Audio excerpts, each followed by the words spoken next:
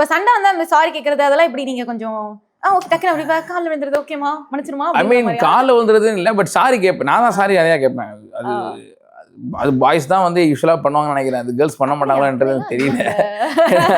Cameraman சிரிக்கிறாரு, கரெக்டாக சொல்கிறேன் அப்படின்னு சொல்லிட்டு.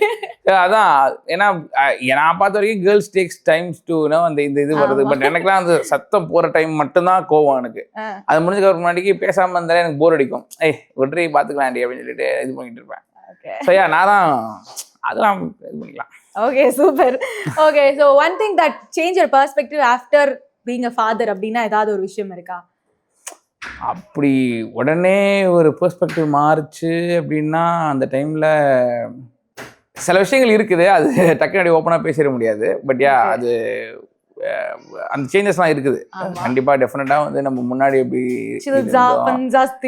அந்த ஒரு இது கான்செப்டுவலாக மாறுது நிறைய விஷயங்கள். அது நல்லா இருக்குது. இப்பதான் புரியுது ஏன் இந்த மாதிரி பெரியவங்கலாம் ஒரு மாதிரி பொறுப்பா பிஹேவ் பண்ணானுங்க வந்து இப்படி பேசிக்கிட்டு இருந்தோம் அப்படின்னு சொல்லிட்டு அவதான் புரிய வருது. சரி ஓகே, அதெல்லாம் நடக்கும் போதுதான் தெரியும். அப்புறம் நம்மளே பூமர் தான் அப்ப அப்படின்ற